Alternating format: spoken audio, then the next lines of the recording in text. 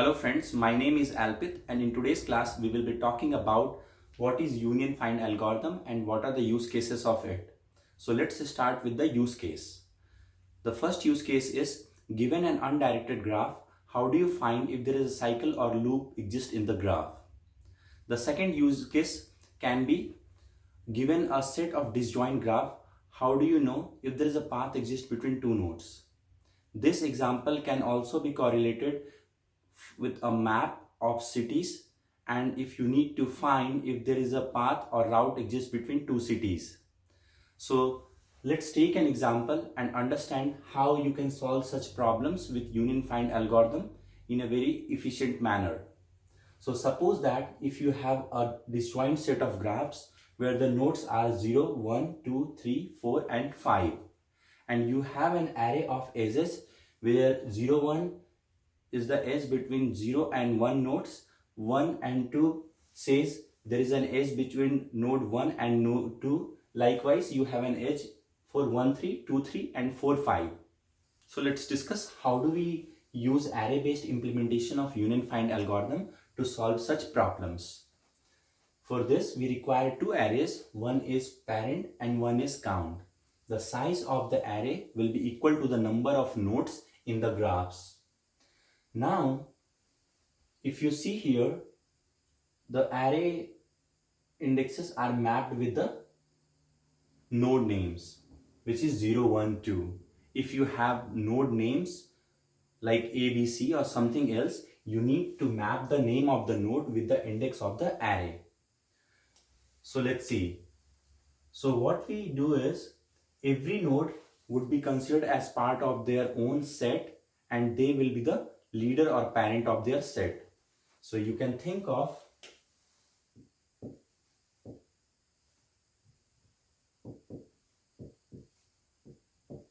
multiple set where in every set there is only one node and they are parent of it.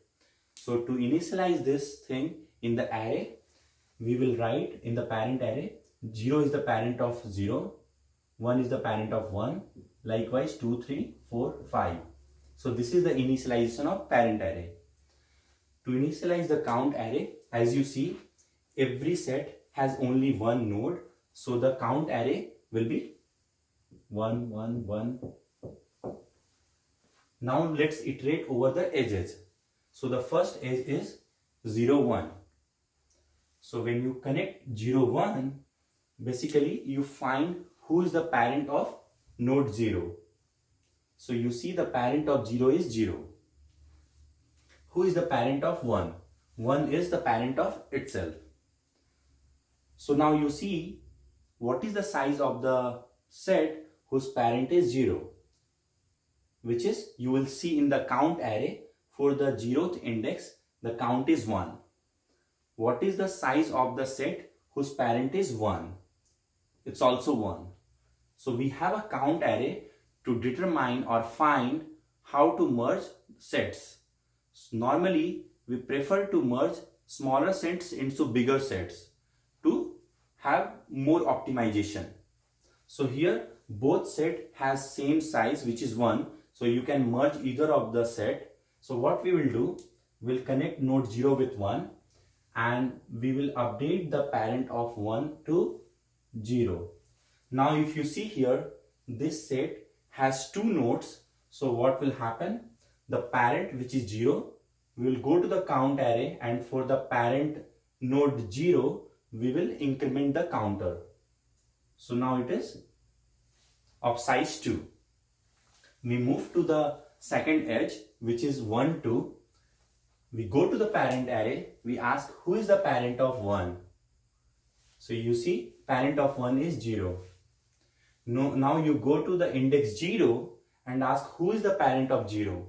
So 0 is the parent of 0. So whenever you find if the parent of a node is itself, you stop. And then you will find who is the parent of 2. So 2 itself is the parent of 2. So you go to the count array, you ask what is the size of the set with the parent 0, which is 2. What is the size of the set whose parent is 2, which is 1. So because 2 is greater than 1, you will merge the set with the node 2 to the sets which has nodes 0 and 1. So you will connect the edge from 1 and 2, and now you will update the parent of 2 because the parent of 2 is now 0. Also, if you see for this set whose parent is 0, now there are 3 nodes, so you basically update the counter of 0 in the count array. So it will be 2 plus 1, that is 3. Now you move to the second edge, which is 1, 3. You go to the parent array asking who is the parent of 1, it says 0.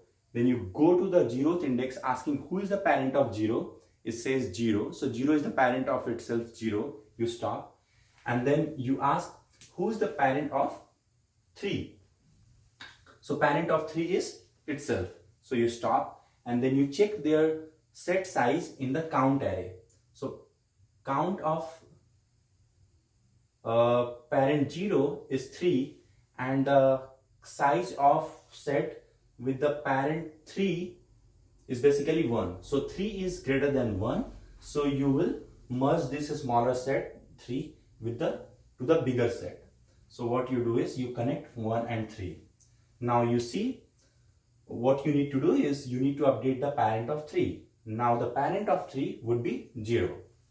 So you update it here, and for in the count array the parent node which is 0 would have been one more node. So it will be 3 plus 1, which is 4. Now you move to the next edge, which is 2, 3. So you go to the parent array, ask who is the parent of 2, it says 0. Then you go to the index 0 asking who is the parent of 0, is 0 is the parent of 0. You stop. You check for 3, who is the parent of 0, is 0. And then you come to the 0th node asking who is the parent of 0, is 0. So basically the parent of 2, 3 is same, which is 0. It means there is already a path from 2 to 0, 2 to 3, sorry. So you see here there is a path in between 2 to 3 via 1. And now we are adding another edge which will create another path in between 2 to 3. So adding another path in between 2 to 3 basically form a cycle or a loop. So this is how you can detect a loop in an undirected graph.